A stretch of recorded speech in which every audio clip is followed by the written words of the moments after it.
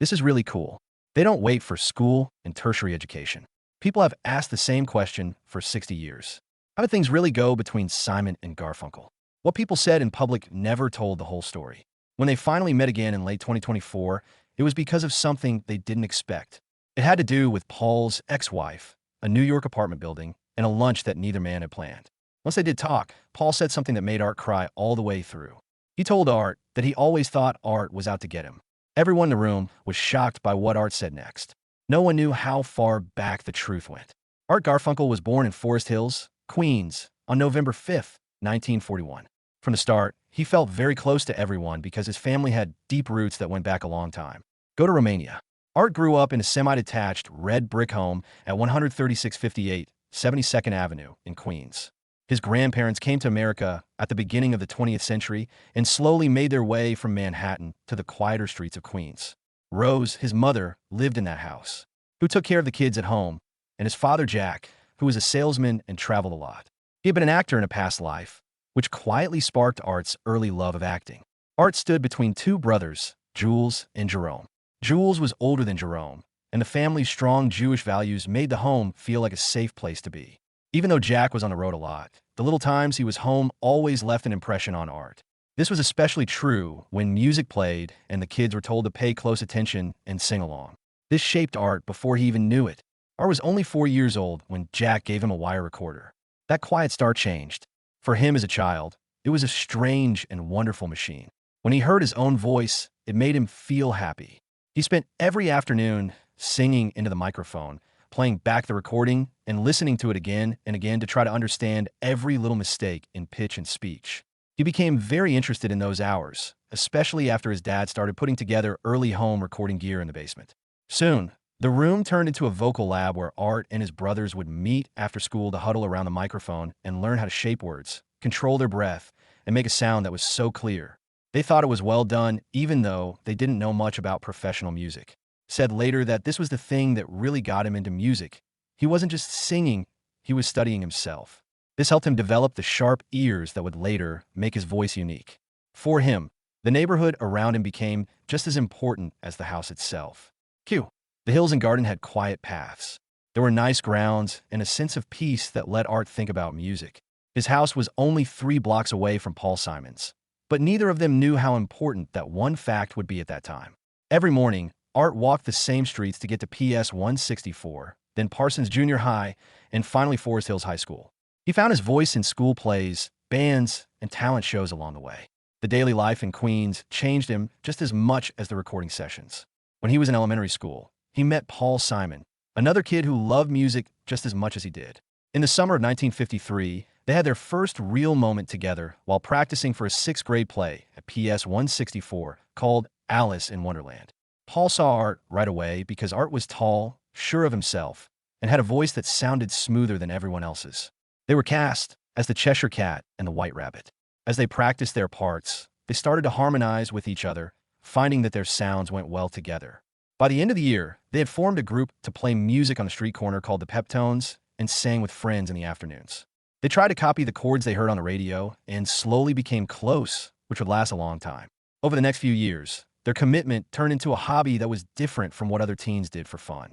They worked on their duets for hours after school, studying the Everly Brothers and trying to get the same perfect blend. They wrote their first original song, The Girl for Me, in 1956. They were so serious about it that Paul's dad filed it with the Library of Congress to protect it. Those early years were both exciting and quiet. And the fact that they were both focused on the same thing made them feel unique, like they were getting ready for a path that would finally open up. But even in something so strong, little things can cast long shadows. Paul's mom told him one day that he had a nice voice. But Arthur had a great voice. The words were easy to understand, but they hit close to home. Paul wore them for many years. And slowly, they made him feel like he had to compete, which he never got rid of. That quiet wound changed how he saw himself next to Art, even when they were making something beautiful together. And at some point, it would build up tension that neither of them knew how to get rid of. But the music kept going, bringing them forward. During the summer of 1957, they tried to remember an Everly Brothers song they had heard. Neither of them could remember the words, so they tried to piece it together from memory. They didn't copy the original, though. Instead, they wrote their own song called Hey Schoolgirl. They put together a demo. at a tiny apartment in New York. While they were waiting, a record producer heard them and signed them to big records right away. The song came out under the names Tom and Jerry. Art called himself Tom Graff, and Paul called himself Jerry Landis.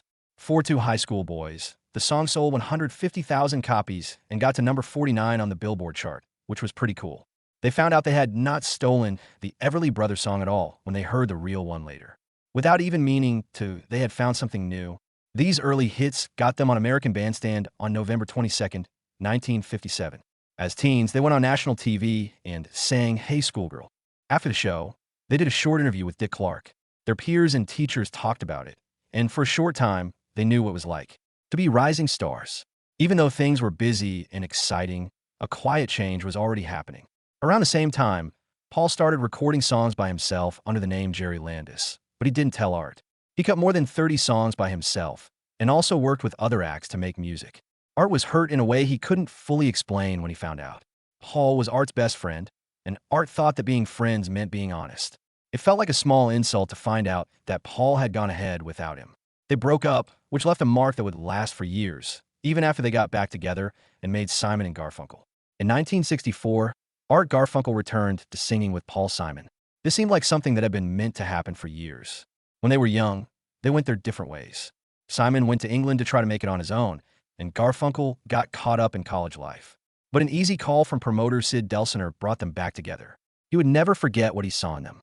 In July 1964, Garfunkel was back in New York, being in a small room with Simon at Columbia Records while the two of them played 3 songs for producer Tom Wilson. The Sound of Quiet was one of those songs. Wilson didn't think about it. He signed them there and then, giving them a fresh start as Simon and Garfunkel and ending their old tricks. Wednesday morning, 3 a.m., their first record came out in October 1964. It only sold a few thousand copies and then disappeared without a trace, forcing the two to split up again. Something was moving in the air even back then. Folk music was becoming more popular. People were looking for new opinions when, almost out of the blue, radio stations began playing nothing but silence. It was already clear that something bigger was going to happen. As people across the country slowly added the song to their playlists, Tom Wilson did something brave that changed everything. He took the first acoustic version of The Sound of Silence and added electric guitars and drums to it in late 1965. It took place without Simon and Garfunkel being aware of it. Studio players played along with the track, which made a soft folk song sound rougher and louder. In September 1965, the new one came out. It was number 1 on the Billboard Hot 100 on January 1st, 1966, and it stayed there for 14 weeks. The remix version arrived in the mail to Paul Simon, who was living in England at the time. He was shocked. He thought the sound was weird and messy. Everyone else didn't agree. People immediately felt linked to it. Simon went back to New York within days because of the success, and soon he and his partner were rushing to make a follow-up record. That record turned into Sounds of Silence. Things began to move faster when Simon came back. Their new record came out in January 1966, riding high on the success of their surprise hit. In 1966, Parsley, Sage, Rosemary, and Time came out.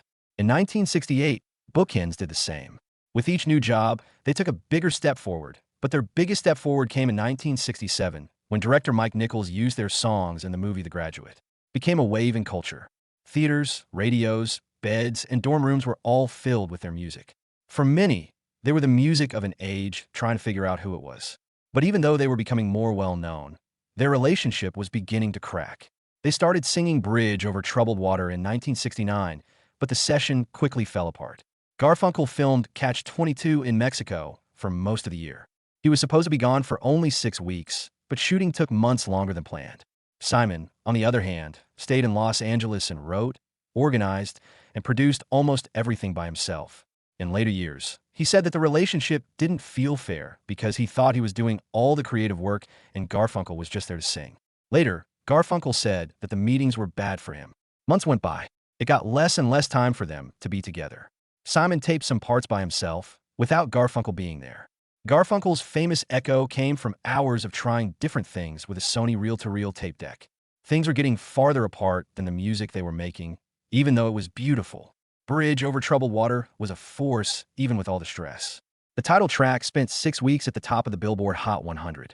In 1970, it reached all over the world. Used 16-track recording, layers of harmonies, and drums played in an elevator shaft to make a deep echo. Aretha Franklin sang the song at the 1971 Grammy Awards, just a few days after Simon and Garfunkel won an award for it. Even though it seemed like a party of something big, it was actually a painful time. The partnership was no longer together. The song won Record of the Year, Song of the Year, Best Contemporary Song, Best Arrangement, and Best Engineered Recording at the 13th Grammy Awards in 1971. Record of the Year went to the record itself. It should have been the best time of their lives. The cheers went to strange places instead. Simon felt something sharp inside when people stood up for Garfunkel's words. Deep in his mind, he knew that he had written the song. Arthur's mother once told him that he had a nice voice, which didn't seem like much until it made him feel good about himself. It was so clear that they were tense that Simon later said he felt like the relationship was over, even while they were on stage getting their award. As the cheers stopped, jealousy started to shape their last chapter. While Garfunkel got more credit for singing, Simon thought he was the one who built their music from the ground up, writing every word and overseeing every session. People loved Garfunkel's voice right away. It was easy for Simon to think about his own work and how the credit seemed to get lost. In the past, he talked about how Garfunkel was his first real close friend who knew him and how it felt to lose him as both a partner and a friend. Valuable things go away. More than 25 million copies of their record were sold, which made the irony even stronger. Together, they couldn't be stopped. All the things that had made them great broke them apart. People had already stopped working together by the time the record got to them. Garfunkel's choice to act in movies without telling Simon was one of the things that hurt Simon the most. After being away for a long time during Catch 22, Garfunkel agreed to play a part in Carnal Knowledge. Simon didn't find out until after the album was done. It was Simon who asked Garfunkel why he didn't say anything about it, and Garfunkel told him that he thought Simon wouldn't finish the record if he did. Garfunkel went after other dreams, leaving Simon to feel like he was just supposed to write and wait. At that point, the break was over. When people found out that Simon had written The Only Living Boy in New York about Garfunkel's long absence during Catch 22, the story got more interesting. In the song, he sang about how lonely and left behind he felt. It was a quiet telling off of how much he felt the separation. When Catch 22 finally came out in theaters in June 1970, Simon had already made up his mind. He told Clive Davis, the head of Columbia Records, that the deal was over. Davis tried to tell him that broken up would be the worst thing he ever did. He thought there was nothing else to do. He didn't want to fight. His only goal was to move on. In the end, Davis said that the split was very hard on both Simon and Garfunkel. They made something timeless together, but their differences in jobs, ambition, and the need to keep quiet had caused them to grow apart. On October 1st, 1972, Art Garfunkel married Linda Marie Grossman in Nashville. Paul Simon stood there and watched his partner start a new life that Art already felt might not be right for him. He later said he didn't love Linda and didn't even really like her. And when he talked about that time, he used words like rough and angry because the marriage didn't feel stable. It was only in place for 3 years, ending in 1975. He was so tired by that point that he didn't know how to describe it. He told his friends straight out that the marriage was more for practical reasons than love. When a star was that honest, it made people take notice because it let them see a part of his life that he usually kept secret. That failed marriage put him through a tough time and set the tone for what came next. Not long after that, in March 1974, Art met Lori Bird. Their relationship quickly grew into something deep and fragile at the same time. Lori had a soft face and a quiet sadness behind her eyes. She was an actor and a photographer. So much so that she played Paul Simon's girlfriend in his 1977 movie Annie Hall. Between 1974 and June 1979, they were together. It went through love, confusion, excitement, and pain all at the same time during those years. Lori had sadness and felt responsible for her mother's death by suicide when she was 26 years old. She later repeated this tragedy by killing herself at the same age. She died in June 1979 from taking too much Valium. The New York apartment she shared with Art. He said she was beautiful in a deep, lonely way. He also thought he wasn't ready for marriage, which he thought made her sadness even worse. He went through the worst time of his life after she died, that he had never been hit so hard by something before or after losing her. Art found himself on the set of Nicholas Roeg's psychological movie Bad Time in 1980. His life took a strange turn because the story he was playing out felt too much like the one he was living. He played a psychiatrist stuck in a bad relationship, and the part started to reflect the sadness, guilt, and confusion he felt after Lori died. It was also seen by Roeg, who told Art that he knew he was basically playing himself. Art was making movies in Europe when Lori died in the apartment they shared. Playing out a story about emotional chaos and suicide forced him to face the wounds he was trying to avoid. It turned into more for him than just a movie to watch. It showed all the things he wished he could take back. Art kept going even though things were crazy. Moving. In 1975, when he was still trying to get back on his feet, his solo album Breakaway became his biggest hit. It went platinum in the US and reached number 7 on the Billboard 200. It sold more than 1 million copies. It was number 1 for months and had 3 top 40 songs. In the US, I Only Have Eyes for You got a number 18. In the UK, it went straight to number 1. Breakaway made it to number 39. Nineth place went to My Little Town. Paul Simon wrote the last one for Art and sneaked back into the studio with him, even though they were still angry about things from before. Broken Away showed that Art could do things by himself, also making people think about how much they missed the magic of the pair. Paul wrote My Little Town because he thought that art that was made by one person needed more edge, more bite, more of the grit that their relationship had always had. Fans were shocked when they reunited on that song in 1975. And when it went up the charts, it was a quick taste of how things used to be. They did it on Saturday night, live together too. Everyone thought for a moment that they might come back as a team. But the moment was over. They never made another original song together after that. They had a relationship that could have gone further if they weren't angry with each other. My Little Town became a sad echo of that relationship. Then it was September 19th, 1981. And again, everything changed. About 500,000 people, the park's largest crowd ever, came to see their free show in Central Park to see them again. The organizers thought 300,000 people would show up, but more and more kept coming until the whole field was filled with faces. The concert earned $51,000 for park repairs and was shown on TV, where their music was heard by a whole new generation. The magic came back right away on stage, and for a moment, it looked like the past was over. Things were different behind the scenes, though. Reports talked about fights, stress, and even pushing. During the recording of the song, they fought. Simon said it was torture. In the early 1990s, during another set of shows in New York, the same cuts tore wide open. In public, the reunion felt like a victory, but behind closed doors, it hurt, and their relationship stayed weak. Years later, he had to fight a different kind of war when his voice, which was an important part of who he was, suddenly went away.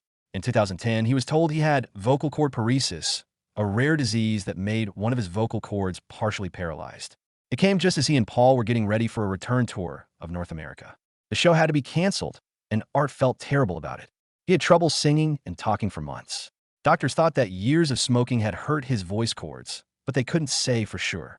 Between 2010 and 2014, he fought to get back what had made him unique since youth. He tried to get back on stage in 2012, but only made it to 7 of his last 8 shows. He lost all of his faith.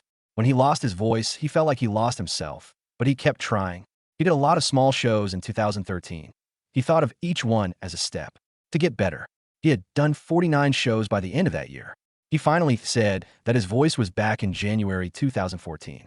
He said that singing was still harder than before, but that each show made him feel like he had accomplished something. His strength turned the hard times into a story of redemption that showed how even the loudest voices can be put to the test. Then 2015 came along, and old scars came to the surface when Art called Paul stupid and rude in an interview with the Daily Telegraph. He didn't understand how Paul could quit their relationship when they were such big stars. Fans were shocked by what they said. In the end, he admitted that what he said was stupid and that he knew it hurt Paul a lot. When Paul told reporters in 2016 that they hadn't even talked, it was clear that the breakup was real. He said that they were having a hard time getting along and were detached from each other. He was ready to move on without expecting anything to change. Fans wondered for years if they would ever talk again as the years went by. But people's paths keep crossing with each other in life.